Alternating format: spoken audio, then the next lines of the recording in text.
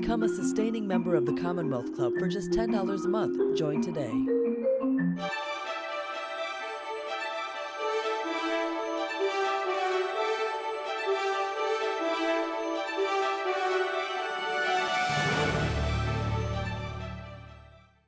Welcome, everyone, and welcome, Erwin. We appreciate so much your participating.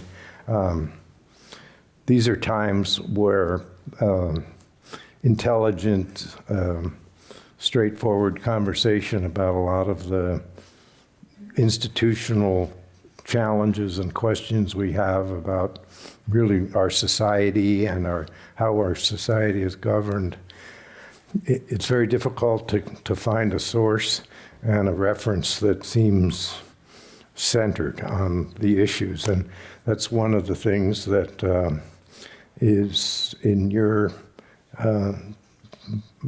bag of skills, is the ability to present issues and have us as lay people understand the complexity.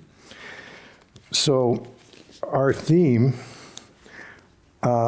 is really a broad one, yet we're going to get into very specific examples in order to demonstrate it. And the theme really is, even in our tripart system of government with the executive, the legislature, and the judicial, the role that seems to be evolving for the judiciary, principally the Supreme Court, of course, as we move through these evolving views about societal values, which to me is what a lot of the questions really come down to. So in parallel with an abstract discussion like that, we're also going to talk about your book. And the title of it maybe is a great place to start, because the title, when I first read it, I said, okay, I have to figure out what this means. Worse than nothing. Well, I guess I could think of situations I've been in where nothing was better than being there. But this actually, when we find out what this title means, it's a very poignant expression about your views about originalism as a methodology for interpreting the Constitution. So let me shut up and turn it to you and give us kind of the big picture of the concept of originalism. Sure. Let me say what an honor and pleasure it is to be with you and to have the chance to talk about this. Originalism is the idea that the meaning of a constitutional provision is fixed when it's adopted and can change only by amendment. So it says that the First Amendment means the same thing as it did in 1791, and if it's going to do anything different, it has to be done by amendment. The 14th Amendment about equal protection means the same thing as it did in 1868 when it was adopted. And one of the key points I try to make in the book is how absurd it is to say we're going to be governed by the specific views of 1791 or 1868. Take Second Amendment, adopted in 1791. Do we really believe that we should have the same rules about guns today as existed then? Or take equal protection. Mm-hmm. Those who are originalists say that the Equal Protection Clause doesn't apply to stop sex discrimination or discrimination against gays and lesbians, because that wasn't what the framers intended in 1868. Why should we govern by their views? Right. So what's the analog for originalism? If you say originalism is worse than nothing, well then what's better than nothing? Throughout American history, the Supreme Court has looked to many sources in interpreting the Constitution. It always starts with the text, but the words of the Constitution are intentionally quite open-ended and ambiguous. I think it's always worth considering, what did the framers intend? I don't think we're bound by their views, but they were wise people. Sure. What did they think? We should also look at history, and we should look at precedents from the Supreme Court, and we should look at modern social needs. Take the example of gun control. I think, as the dissenting justices say, we should consider the problem of gun violence in the United States in deciding what gun control is allowed. Mm-hmm. Or when we talk about equal protection, we should look at advances in our understandings with regard to equality, not limit ourselves to what they thought in 1868. Mm-hmm. This is what the court has done throughout American history, looking at multiple sources. What's new now is the justice saying everything is irrelevant except what was the original meaning of a constitutional provision. Where do you see that turn having been made? Originalism develops in the early 1970s as a way for conservatives to criticize the liberal decisions of the Warren Court. And I think it especially comes to the fore after Roe v. Wade as a way for conservatives to criticize the abortion decision. But for a long time, originalism was thought of as a fringe, dangerous theory. In 1987, Robert Bork got nominated for the Supreme Court. He was impeccably qualified, been a Yale law professor, the Solicitor General of the United States, was a federal court of appeals judge. He got rejected by the largest margin of any Supreme Court nominee in history. And the reason was his originalist theory was seen as such a risk to privacy, to equality, to speech. And yet, as Republican presidents pick conservative justices, originalism comes to the fore. Now there are 3 justices who describe themselves as originalists: Thomas, Gorsuch, and Barrett.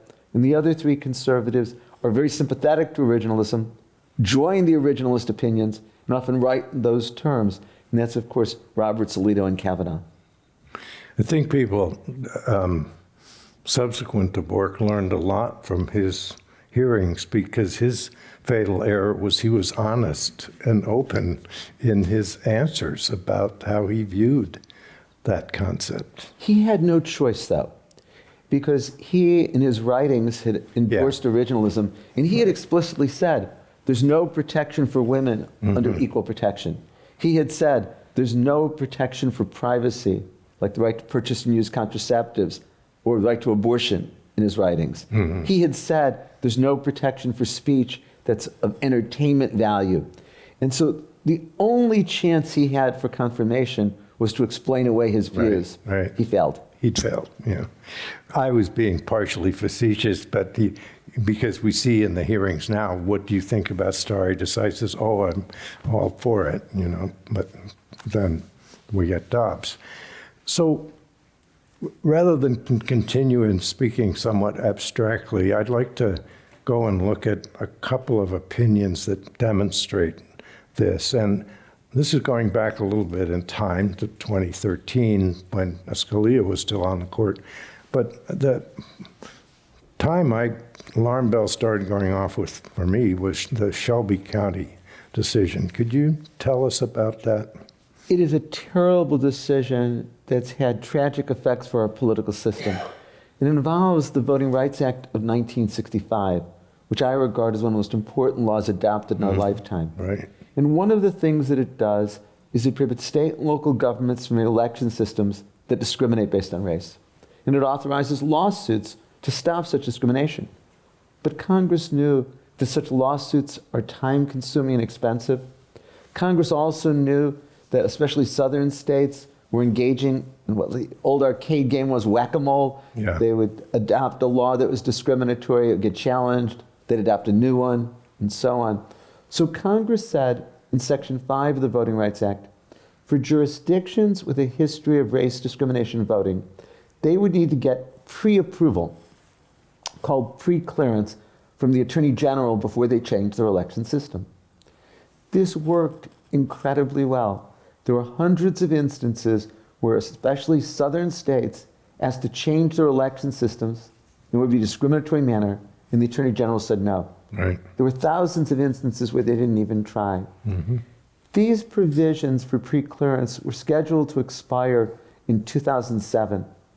In 2006, Congress held 15 hearings, produced a record of about 20,000 pages documenting the continued need for pre-clearance. Congress approved it with the Senate voting in favor 98-0, and there were only 33 no votes in the House. Right. Can you imagine many things Never. today that would pass 98-0? Not even a post office could get named. President George W. Bush, no liberal, signed the extension of the law for another 25 years. Right. Well, Shelby County is near Selma, Alabama. It's a jurisdiction with a long history of race discrimination voting. And it argued that these provisions of the Voting Rights Act were unconstitutional. And on June 25th, 2013, the court 5-4 declared preclearance unconstitutional. Why? Yeah. Well, Chief Justice Roberts said it violates the principle of equal state sovereignty, Right. that Congress must treat all states alike. But where is that found in the Constitution? It's certainly not part of the original meaning of the 14th or 15th Amendment. The same Congress that ratified the 14th Amendment also passed the Reconstruction Act that created military rule over some of the southern states. Immediately after Shelby County, states like Texas and North Carolina put into effect discriminatory laws where preclearance had been denied.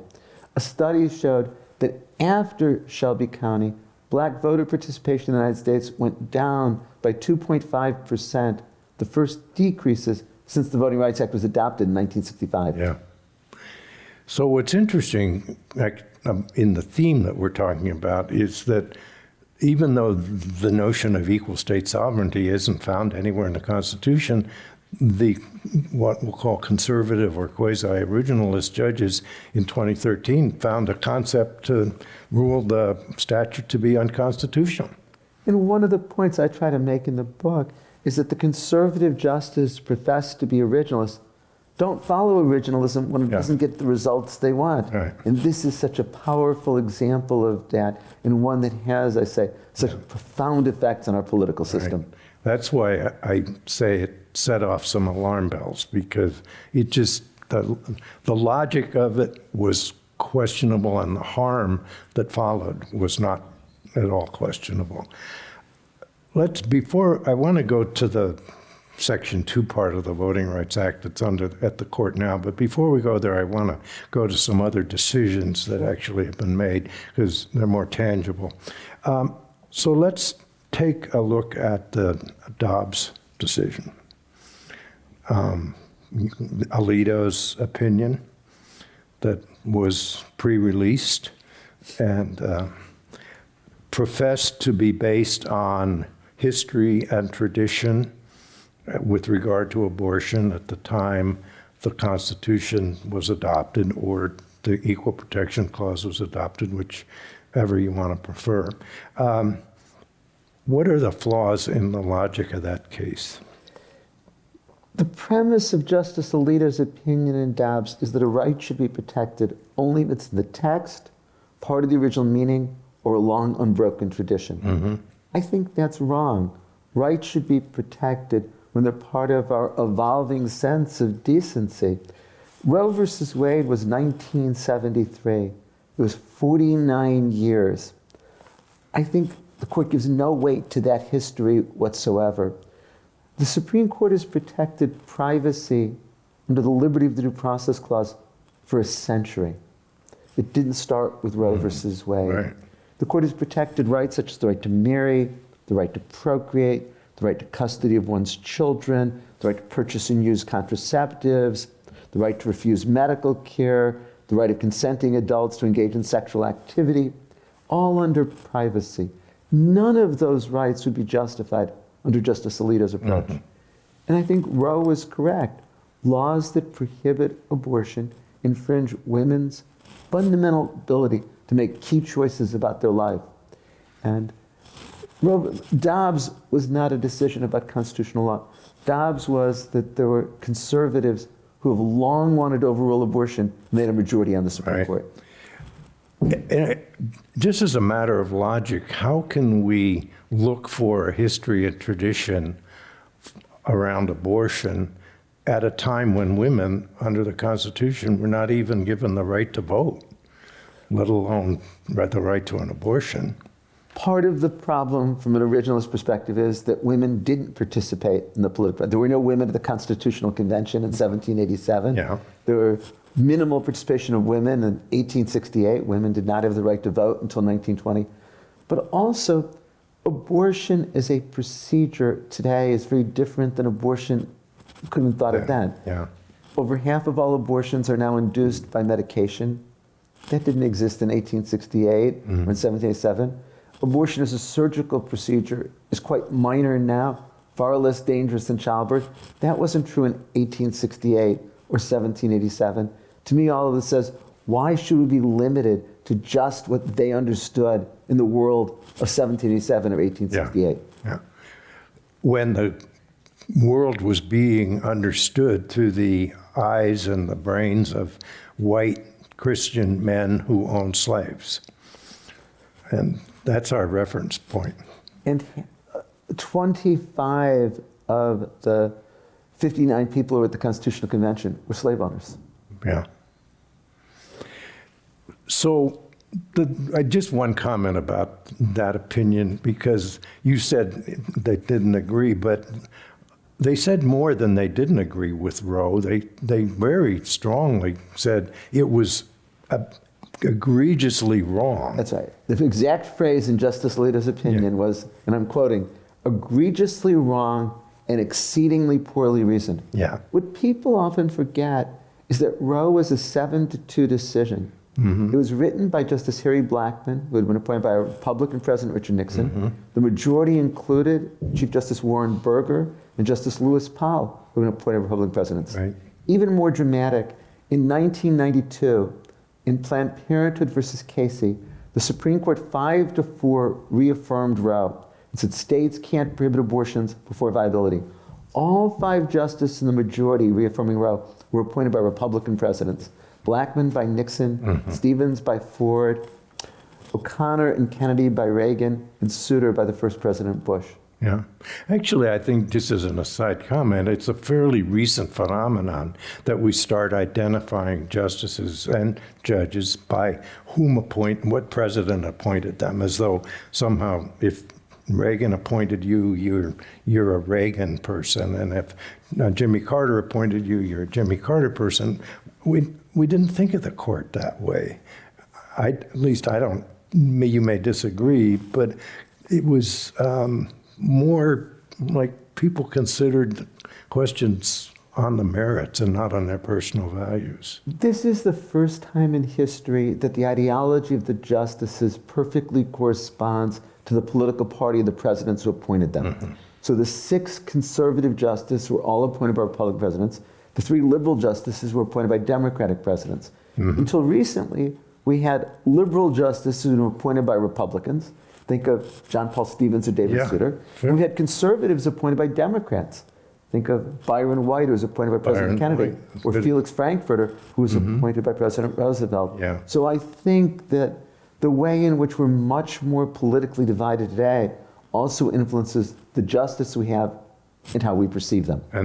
And unfortunately, how we get polarized over decisions that we might disagree with, but recognize the court has the authority to decide. But we magnify that polarization now into anger because we feel as though they're not reflecting where the drift of American opinion is going. And I think a crucial question for the long term about the Supreme Court is at a time when our society is so deeply politically polarized, what will it mean for the Supreme Court to so clearly come down on one side of that divide and so far to the right? The Supreme Court at this moment has its lowest approval ratings in history. A Marquette University poll in July gave it a 38% approval and a 61% disapproval. A Gallup poll in June had the Supreme Court with a 25% public confidence rating, the lowest in history. And I think that's a real threat to the court and a real part of the danger to democracy. Yeah. And which, before we go to the gun control decision, because I want to go there, but I want to elaborate on that point because it's not just approval. When we talk about the president, we talk about approval or disapproval or so forth. When we talk about Congress, we talk about the degree of dysfunction that it may be showing us at any given time. But the word that's attached to the court is legitimacy, which is really a fundamental assault on the role. Assault is the wrong term, but a fundamental allegation regarding the manner in which the court is exercising its Article III powers. And there was a little interesting dialogue that you might narrate for us between Roberts and Kagan about legitimacy. Justice Kagan gave a talk where she expressed great concerns about the court's legitimacy. She was clear she wasn't talking about any specific decision. Right. And Chief Justice Roberts took offense to that. Yeah. And Justice Alito gave a talk recently, the same thing, saying that it was crossing the line to say that the court's undermining its legitimacy. Yeah. I think what this reflects is no matter what the public face, there's deep tensions among the justices on the court. And there are tensions between the conservative justice who just overruled Roe or expanded gun rights and the liberal justices with a very different vision of the Constitution and society. Let's go to the gun rights decision, the New York right to carry statute, because what we're seeing quickly play out is federal courts throwing out various state laws regulating that. So tell us what Thomas did with that New York statute. I just want to put this in a little bit of context. From 1791 to 2008, not one federal, state, or local gun regulation was found by the Supreme Court to violate the Second Amendment. In the handful of cases about the Second Amendment, the Supreme Court always said it means what it says. It's about a right to have guns for militia service. In June 2008, in District of Columbia versus Heller, the Supreme Court said the Second Amendment protects the right to have guns in the home for the sake of security. In the case that came down on June 23rd, New York State Rifle and Pistol Association versus Bruin, the court declared unconstitutional a New York law that had been adopted in 1907. Yeah. There's a law that said you can only have a weapon in public, particularly a concealed weapon, if you get a permit. And to get a permit, among other things, you have to show a safety need for it. California's law was identical. And the Supreme Court, in a 6-3 decision, split on ideological lines, declared that unconstitutional. Justice Thomas said there is a right to have guns in public, and that includes having concealed weapons in public. But then he said the only type of gun regulations that should be allowed are those that were historically permitted. Historically means 1791, when the Second Amendment was adopted, or maybe 1868, when the 14th Amendment was ratified. But he really went further than that, right? He elevated the Second Amendment above other elements of the Bill of Rights. For all other fundamental rights in the Constitution, the government can infringe them if the government meets what's called in law strict scrutiny. Its action is necessary to achieve a compelling purpose. The government can engage in race discrimination if its action is necessary to achieve a compelling purpose. The government can discriminate among speech based on its content if its action is necessary to achieve a compelling purpose. But Justice Thomas' opinion in Bruin said, we're not going to look to whether there's a compelling interest. We're not going to look to whether the means are necessary. The only thing that's relevant is whether or not this was a regulation of guns that was historically permitted. In fact, he used the words you just said. He said, the Second Amendment elevates the right of people to have guns for their safety above all other interests. Yeah. It gives more protection for Second Amendment rights than any other right in the Constitution. Which strikes me as further than the court needed to go, right? It was much further than the court needed to go, just like in Dobbs. Yes. As Chief Justice Roberts said, the It court could have went been much further than it needed to go. 15 months, yeah. We're out. This is a court that has a very conservative agenda, and they're moving it on it very fast. So, just as an example, quickly, I read just in the blurb today, there was a federal court just held that the rule restricting people from having weapons where the serial number has been shaved off, or the ghost guns where there is no serial number, is unconstitutional under the Thomas theory because muskets didn't have serial numbers. And doesn't that show the absurdity of originalism? What is the plausible reason for not allowing the government to require serial numbers on guns as a way of tracking something that's dangerous in society? And the fact that in 1791 they didn't feel the need for serial numbers shouldn't tell us whether we need to have them in 2022. And the way the courts are feeling bound to go there is because of the elevated stature that Thomas gave to the Second Amendment. So there are, I'm going to move into the existing term because there are some Trojan horses cases in this term that don't necessarily get a lot of attention. but have the capacity to do quite a bit of harm. And the first one goes under a very academic name, the independent state legislature theory. This one has a lot of people who are watching this case. It's in North Carolina carefully. And I think it's worth going into because it's important people keep their eye on this one. I completely agree. It's the decision this term that I'm most worried about. I'm going to go back again a little bit. In 2019, in a case called Rucho versus Common Cause, the Supreme Court said that federal courts can't hear challenges to partisan gerrymandering. That's where the political party that controls the legislature draws election districts to maximize seats for that party. That case also came from North Carolina. North Carolina is a purple state, almost evenly divided between Democrats and Republicans. But the Republican legislature drew districts, so the Republicans held 10 of 13 congressional seats from North Carolina. After the 2020 census, the North Carolina legislature, still controlled by Republicans, drew districts so Republicans control 10 or 11 of the now 14 seats in North Carolina. The North Carolina Supreme Court said this violates the North Carolina state constitution. Right. Well, the North Carolina legislature has gone to the Supreme Court and said the North Carolina court can't enforce the Constitution in this area. It's left entirely to the legislature. Article 1, Section 4 of the Constitution says the legislature of the state shall determine the time, place, and manner for elections to Congress. And they say it's left entirely and exclusively to the legislature. Now, another reason people are so worried about this is there's another provision of the Constitution in Article 2, Section 1 that says the legislature of the state that allocates the electors in the Electoral College. Right. So imagine the court buys this independent state legislature theory.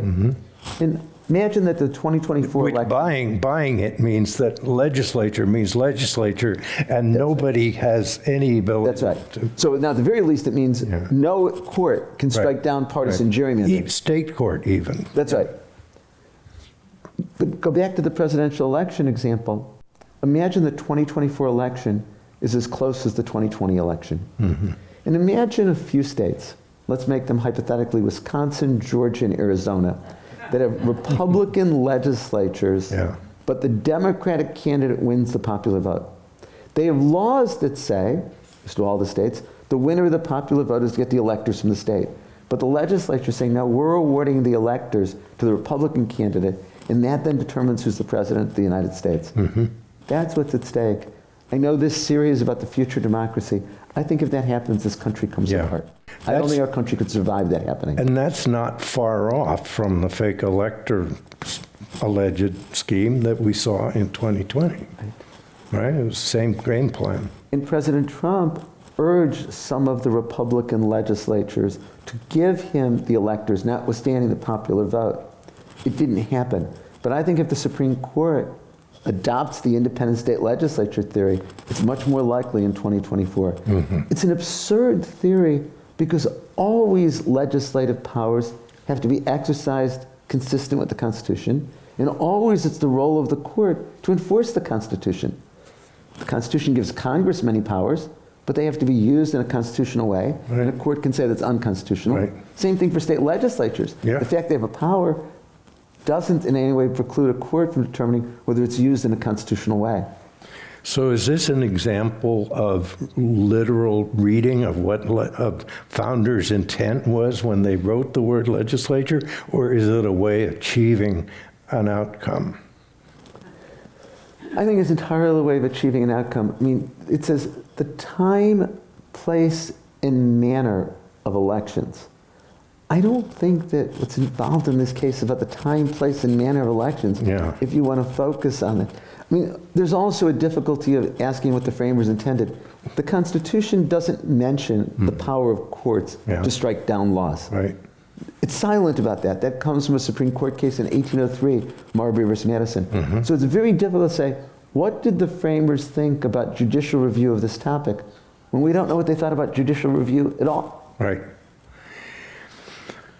So another case similar in the voting area is the Merrill case that was already argued before the court, again going back to the voting rights. So to differentiate the Merrill issue from the Shelby County issue that we talked about.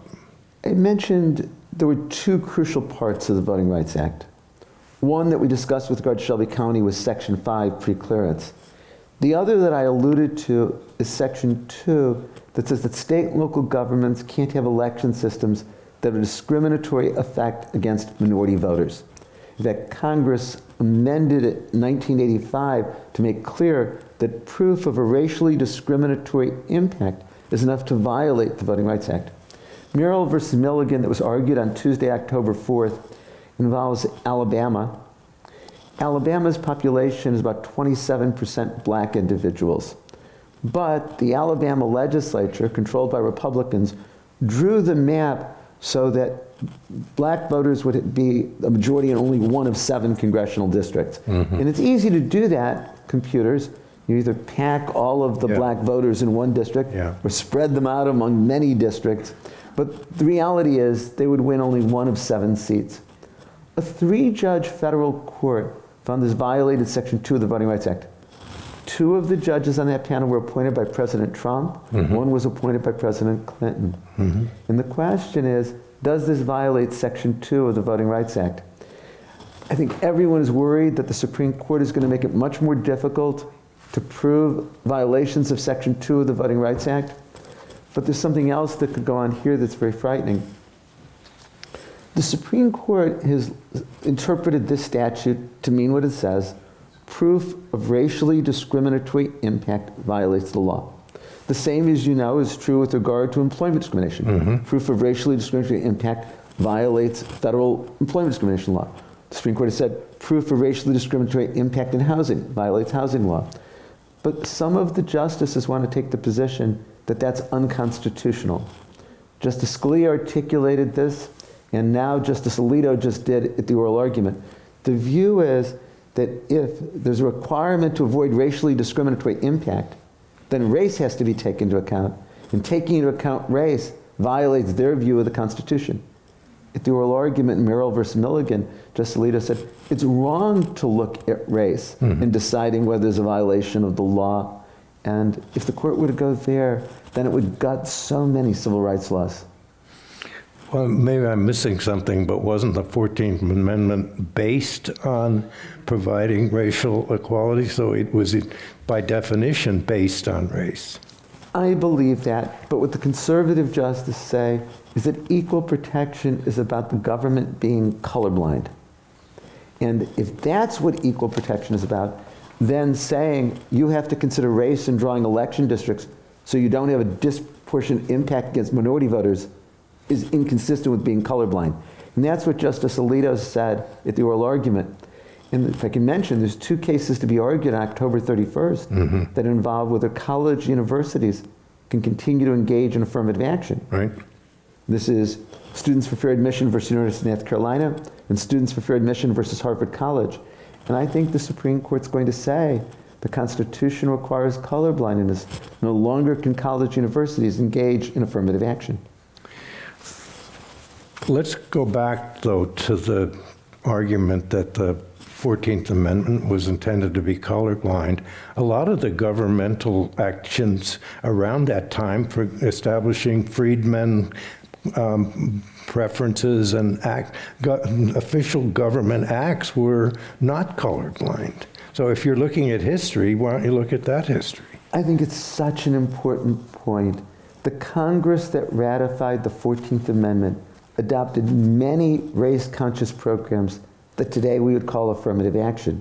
And one of the points that I make in the book is that when the conservative justices have argued against affirmative action, they never mention, never acknowledge this history. So going back to the Harvard, University of North Carolina case, I was interested to see that the Harvard case is actually brought under congressional statute. Correct. Right? Whereas the North Carolina case, at least, appears to be brought under the Equal Protection Clause. Could you explain Sure. the reasons for that? The Constitution and its protection of rights and equality applies only to government institutions. Private institutions don't have to comply with the Constitution. The University of North Carolina is obviously a public university, Right. so equal protection applies to it. Harvard is a private university, so the Constitution and equal protection don't apply to it. But there's a federal statute, Title VI of the 1964 Civil Rights Act, that says recipients of federal funds can't discriminate based on race. And the Supreme Court has said that Title VI means the same thing as equal protection. Now, the bottom line of this is, if the Supreme Court does what I predicted, Yeah. affirmative action will become unconstitutional/illegal at all public and all private colleges in the United States. Based on essentially how Merrill comes out. Is that right? The Alabama case. Not necessarily, because in Merrill versus Milligan, the court could find a Voting Rights Act violation in a way that doesn't affect affirmative Okay, action. yeah. The court could narrow the Voting Rights Act by making it harder to prove that districting violates the Voting Rights Act without reaching the larger question. Or the court could reach the larger question of whether or not disproportionate impact liability is unconstitutional. I don't think they're going to go that far in that case. Yeah. But I do think in the Harvard and North Carolina cases, they're going to say college universities can't engage in affirmative action. I Period. think with 6 conservative justices, they've got the majority. And this is a place where Chief Justice Roberts has been very outspoken in opposing all forms of affirmative action. He has a fairly famous quote on that, He does. which I'm sure you have committed to memory. In a case called Parents Involved in Community Schools, where Seattle School District Number 1 in 2007, he said the way to stop discriminating based on race is to stop discriminating based on race. Right. And I'm still trying to understand how to parse that. Let me just check this, because sometimes the questions fit right in with what we're talking about. Let me see if we're ahead of ourselves. No, we're pretty good here. We will come to your questions, though. Thank you. So another area that is again a somewhat of a sleeper, because it just doesn't get the sizzle in the media, is the dismantling, I will call it, what we'll call the administrative state, the way our government actually gets things done. We saw the EPA decision last term. There's a Clean Water Act opinion up there now. Tell us about this. Sure. Starting in the late 19th century, Congress began creating administrative agencies to implement federal laws. This gradually increased until you get to the 1930s, when there was an explosion of federal agencies created. The Securities and Exchange Commission to regulate business, the Federal Trade Commission to regulate business practices, and we can go on and on. And The then National Labor Relations. National Labor Relations Act, the National Labor Board. And then additional agencies get created, like the Environmental Protection Agency. And Congress generally gives them a mandate, but then leaves the implementation to the agency. And the case that you alluded to is West Virginia versus Environmental Protection Agency, decided on Thursday, June 30th. It involved the question of whether or not the EPA could regulate greenhouse gas emissions from coal-fired plants. And this is crucial to the problem of climate change. And the Supreme Court, in another 6-3 decision, said that the EPA could not regulate the greenhouse gas emissions from coal-fired plants. Chief Justice Roberts wrote for the court, and he said, when there's a major question of economic or political significance, an administrative agency can act only if there's clear guidance from Congress. And he said Congress wasn't sufficiently clear here that the EPA could do this, Yeah. even though the statute gives the EPA the authority to regulate these emissions from stationary sources, which would include power plants. Well, what's a major question? Yeah. What sufficiently Right. specific What's- to meet this? Yeah. I can count on less than the fingers of one hand the Supreme Court cases that ever even mentioned the so-called major questions doctrine. But it opens the door to challenges to administrative Sure. agency action, protecting health and safety, safeguarding the environment, regulating business, because anybody who doesn't like a federal regulation now says, this is a major question, Yeah. and Congress wasn't sufficiently specific. Kind of a twin of equal state sovereignty concept. And it's interesting, it's made up by the conservatives. Yeah. At the same time, they're saying they don't want the courts to be making things up. They just Yeah. want the courts to follow original meaning. And there's also another track on this of a lot of these agencies have what we'll call quasi-judicial power, like the FTC and the NLRB and the SEC, and there are cases in the system attacking whether those are constitutional delegations. Many agencies have administrative law judges. I mean, to mention one that some people might have had exposure with, the Social Security Agency. Right. The Social Security Administration has a large number of administrative law judges, and this is to provide an easy way to adjudicate disputes about somebody's eligibility for Social Security benefits or the level of benefits they receive. The National Labor Relations Board operates entirely through Right. an adjudicatory Right. process. If agencies can't engage in adjudication, then we really do prevent government from being able to protect people and do things that we all accept that government must do. What is the antipathy towards, I mean, let me back up. We have to recognize the world is a lot more complicated than it was 50 years ago or 100 years ago in terms of technology and the effect that we have on each other just by the so-called butterfly effect. Yet this antipathy towards what I'll call an effective and efficient way of managing at a national level issues of common interest and common good seems reprehensible. I don't get what's wrong with it. What we haven't touched on about the current court is that it's a very pro-business court. There have been statistical studies done by political scientists that show that this is the most pro-business court that there's been since the 1930s.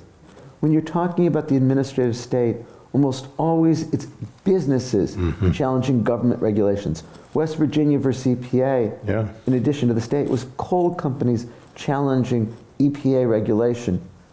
Now, Justice Kagan wrote a very powerful dissent where she talked about how greenhouse gas emissions and climate change are imperiling the planet and all life on it. There's no mention of that in the majority opinion. So, but is it just pro-business? I mean, there's got to be something deeper than that. A view of how our government is supposed to work or not work. I think there's many reinforcing things for the conservative justices. I think that they are very pro-business. I think there is a hostility to the administrative state. There's always been a refrain of get the government off the backs of business and the Yeah. American Right. people. And so I think that's there. I think that you have to put this in the context of a court that is very politically conservative, and they're reflecting the conservative antipathy to government regulation. So let's go back to your book, and what I'd like to do is emphasize the part of the book where you talk about what you think is the right judicial philosophy for the court to have, and let's go positive, and let's expand on how that should work. I believe that there should be a living constitution, a constitution that evolves to meet society's needs. Let me give you a powerful example. Brown versus Board of Education. If one were to be an originalist, Brown was wrongly decided. The same Congress that ratified the 14th Amendment voted to segregate the District of Columbia public schools. There is no indication that those who adopted or ratified the 14th Amendment meant to outlaw segregation. But I think everyone agrees that it was imperative that Brown end segregation in the United States. Or another example, Loving versus Virginia. This was the case in 1976 that said that states couldn't prohibit interracial marriage. When the 14th Amendment was adopted, almost every state prohibited interracial marriage. California outlawed interracial marriage until 1948. Yeah. In 1967, when Loving was decided, 16 states still had laws that prohibited interracial marriage. To me, this shows why we shouldn't be fixed to the understandings of 1868, why it has to be a living constitution. Yeah. Yeah, the image that comes to me is in Jurassic Park when they find that insect in amber and frozen in amber, and we're freezing our Constitution in amber. And one of the areas that's been so much important part of the way we view ourselves is the distinction between religion and government. They both are valid, but they should stay out of each other's kitchen. Take us down the line of cases the court has been pursuing there. It was Thomas Jefferson, not a liberal law professor, who said there should be a wall that separates church and state. Yeah. And for decades, the Supreme Court followed that philosophy. On the other hand, now the Supreme Court is obliterating any notion of a wall separating church and state and very much aggressively protecting free exercise of religion. I'll mention two cases from the end of June. One is Carson versus Macon. There are parts of the state of Maine that are too rural to support public school systems. So in those areas, school administrative units give money to parents to send their children to private school. Maine law says it has to be a secular private school, not a religious private school.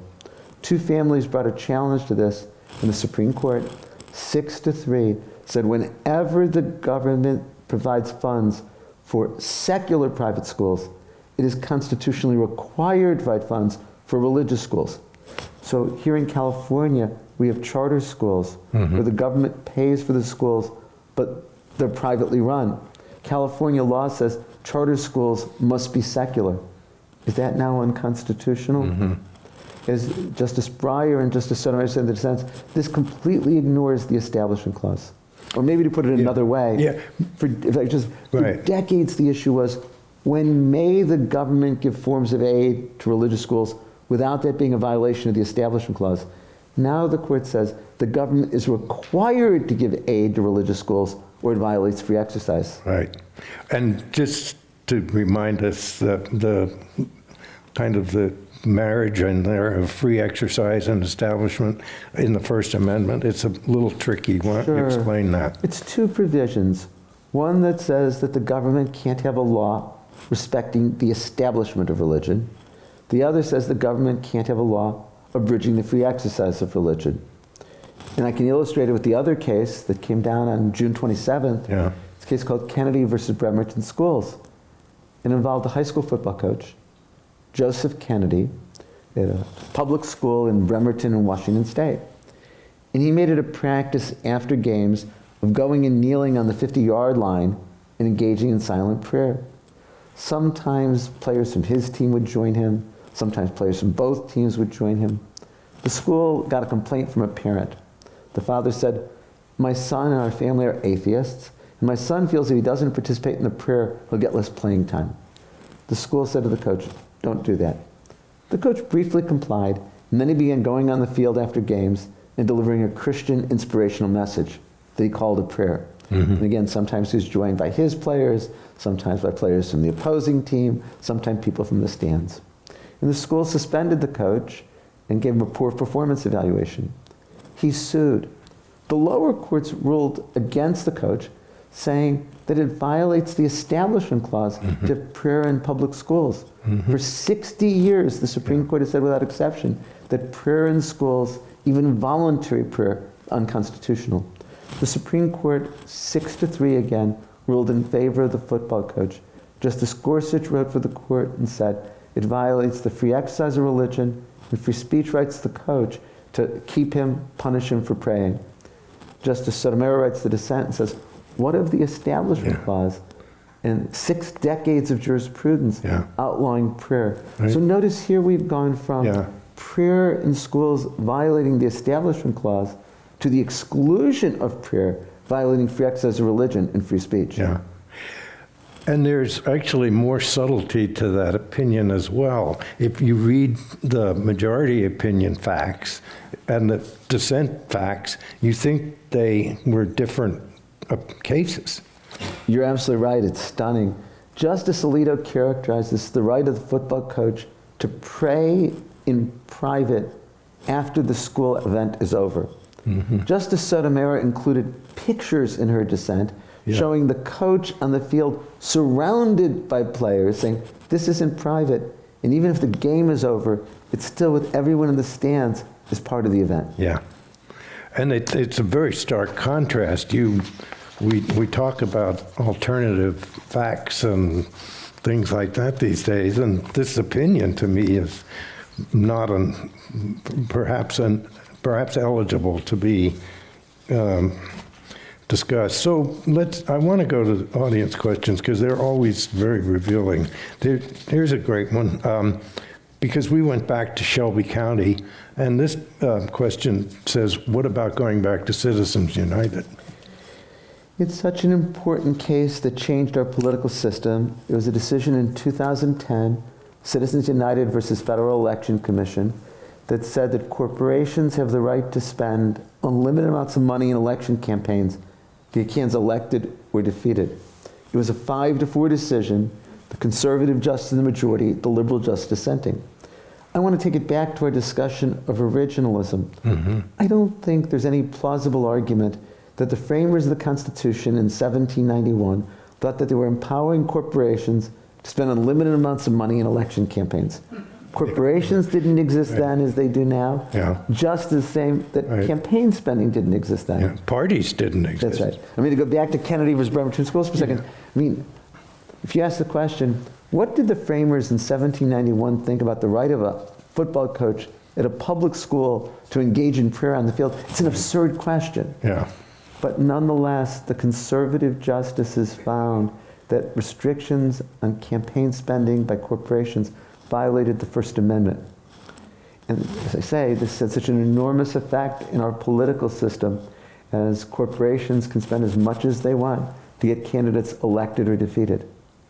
And going back to the discussion around legitimacy, and I'm glad that you brought up Citizens United, because part of what seems to be going on is taking cases sometimes beyond where they need to go in them. And if you think about, as I recall, Citizens United was about a documentary film, and whether it was, supporting of a particular campaign or not. And the court took the case and escalated the stakes way beyond what the original parties had thought about. Let me make a more general point that goes to what we're talking about tonight. For decades, conservatives criticized the Warren Court and liberal decisions as judicial activism and professed the desire for judicial restraint. That vocabulary has largely gone away now. I'm not sure what judicial activism means. I often think it's the label we use for the decisions we don't like. Yeah. But if I were to define judicial activism, I'd say, when the court is upholding a law, it's being more restrained, deferring to the government. When it's striking it down, it's more active. When it's overruling precedent, it's more active. When it's following precedent, it's more restrained. When it rules narrowly, it's more restrained. When it rules broadly, it's more active. Take Citizens United. The Supreme Court strikes down the Bipartisan Campaign Finance Reform Act, key provisions of it.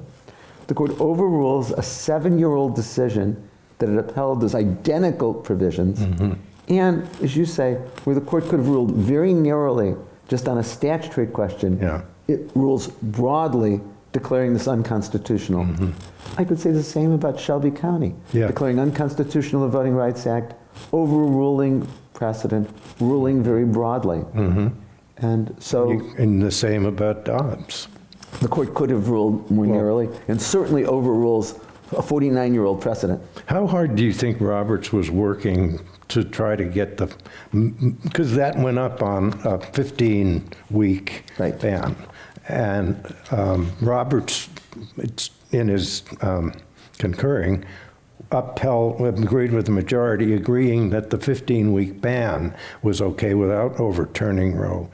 Do you think he worked hard to try to find another judge to join him on that? Absolutely, and we know from reporting of those who talked to individuals within the court, Roberts was doing that. Joan Piskubic, who covers the Supreme Court for CNN, was able to get people to talk to her about how hard Roberts was working. Roberts, as Chief Justice, cares enormously about the institutional legitimacy of the Supreme Court. Yeah. Roberts tends to prefer, generally, narrower rulings that are more incremental as opposed to dramatic rulings that greatly change the law. So Roberts wanted to uphold the Mississippi law, let states prohibit abortions after the 15th week of pregnancy, but leave open the question whether to overrule Roe. Right. But it was apparent after the case was argued in the Supreme Court last December 1st that Roberts didn't have the votes. He tried, and he continued to try to persuade one of the justices to join him, but he couldn't do it.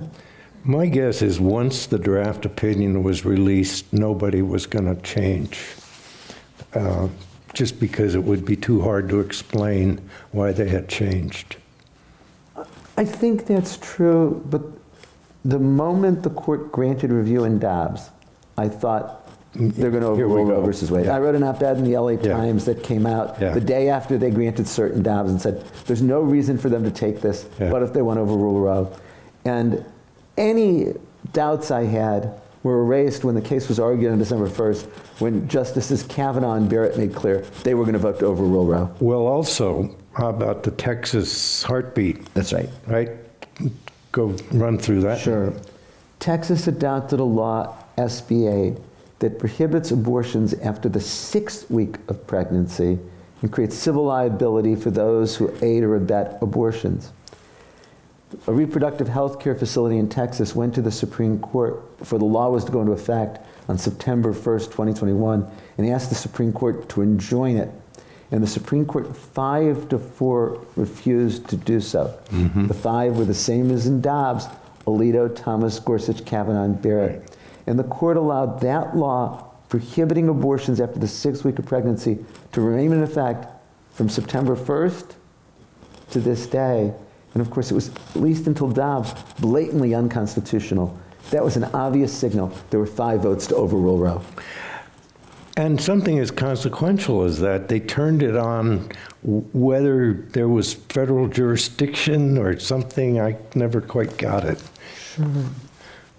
The general law is that if a state has an unconstitutional statute, the way to challenge it is to sue state officials and get an injunction. Right. And this is what the Supreme Court has said for over a century. So if California adopts an unconstitutional law restricting the speech of law professors, and I want to challenge it, I sue the governor, the attorney Yeah. general for an injunction. Right. But the Supreme Court, in its case called Whole Women's Health versus Jackson, said you can only sue state officials if they play a role in enforcing the law. So when a law creates civil liability, since state officials don't enforce that, you can't sue them. California adopted a gun law this summer that creates civil liability in certain circumstances with regard to guns, Yeah. such as giving a handgun to a minor 18 or a long gun to a minor under 18. And the idea that California is trying to do is to copy the Texas law and say, it's just civil liability. Work two ways, yeah. And I think the Supreme Court is wrong. If it's an unconstitutional law, then the federal court should have jurisdiction to be able to enjoin it. What would happen if, because that case, the Texas law requires or allows me to sue you if you violate that law, right? It doesn't mean the district attorney comes in. That's correct. So it's a private cause of action, like if you chop down a tree in my backyard. So suppose they set up a civil case where a private individual sues a doctor or whoever. Do you think the court will take that case at this point? Assume that Roe versus Wade was still the law. Yeah. And if a private person sues the doctor can argue that the law is unconstitutional as a defense. Now, of course, in light of Dobbs, the Texas law is constitutional. But let me put it in the gun context. Okay. Imagine that somebody is Yeah. sued under the California law for selling a gun to a minor in a way that is impermissible. The defendant in such a civil suit can, as a defense, argue the law is unconstitutional, but no one can go to court to get an injunction to have Yeah. it stopped from being on the books, Yeah. keep it stopped from being enforced. And if you're a doctor practicing medicine, you don't want to violate a law in order to vindicate yourself. Easy example. There's a right still to same-sex marriage. Imagine a conservative state adopts a law that says anyone who performs a same-sex marriage is liable for $100,000. If somebody was courageous enough to violate that, as a defense, they could argue be unconstitutional, but the law in the books likely means that no one will ever take the chance. Yeah, that's the, yeah, you want to be the person who puts your head in That's right. the guillotine. So a question, we have a few minutes left and I want to get to some more questions. Could you talk about how the court is using the shadow docket? Sure. The shadow docket involves matters that come to the court for an emergency ruling. This isn't new. We're all familiar with instances where people on death row, soon before their scheduled execution, go to the Supreme Court for an emergency order to stop the execution, and occasionally that happens. Yeah, But what's changed in recent years is that the Supreme Court is deciding many more matters on the shadow docket, and is doing so in a way that's quite inconsistent, that using the shadow docket to hand down rulings that favor conservatives and then not being involved when the same principles would say they should for more liberal results. I'll give an example that we talked about earlier. Merrill versus Milligan, the Yeah. voting case argued Right. a week ago Tuesday. The Supreme Court last spring on its shadow docket stopped the lower court opinion from going into effect, which would have prevented the discriminatory maps being used in the Alabama primary and general election. In order for a court to do that, they're supposed to find that there's a substantial likelihood that the challenging party will prevail on the merits. The court didn't do that. Right. And yet in other instances, the court doesn't get involved. The bottom line is the court is deciding a lot more matters Yeah. without briefing an oral argument on its emergency docket. And all the ideological biases are especially coming out on the shadow docket. that's, I think, what was behind this question. And here's an interesting question about a case that I didn't bring up, and I think we have time to bring it up. We remember the Baker case from Colorado, right? About whether a baker has a right to refuse to make a wedding cake for a gay wedding. So there's a case, I should let you explain it, but it has to do with a web designer. Exactly. Yeah. The case is called 303 Creative versus Alenis. It involves a woman in Colorado, Lori Smith, who has a business designing websites. And she wants to design websites for weddings, but she says she doesn't want to design websites for same-sex weddings because of her religious belief. Colorado has a law that says that business establishments can't discriminate on the basis of race, sex, religion, sexual orientation. California has a similar law, the Unruh Act. The Federal Court of Appeals, the United States Court of Appeals for the 10th Circuit said, Colorado has a compelling interest in stopping discrimination against gays and lesbians, and that justifies infringing her free exercise of religion and her free speech. The Supreme Court granted review, and I think most believe that the Supreme Court's going to rule in favor of Lori Smith. There's always a tension between liberty and equality. Any law that prohibits discrimination limits a freedom to discriminate. Sure. But our society has made the choice for 60 years that stopping discrimination is more important than freedom to discriminate. I think the court's going to say the opposite here. And once the court says there's a freedom to discriminate based on your religious beliefs or speech, then it's not just going to be about sexual orientation. Yeah, It's about it's the sex or and speech. race. It's the or speech part, because the wedding cake was a religion issue, but here they're saying that requiring the web designer to design a website violates her speech rights. Right? The underlying issue is the same. Does the government have a compelling interest in prohibiting discrimination that would justify saying if she has a business, she can't refuse to serve gays and lesbians? And I think it's going to be another 6-3 decision, but ruling in favor of her. But what if, instead of it being a web designer, What if it's an employer who says, I'm an Orthodox Jew or an observant Muslim and believe that men and women shouldn't be in the same workplace, so I'm not going to hire women Right. based on my religious Right. beliefs? I don't know how to draw a distinction there. Right. That's,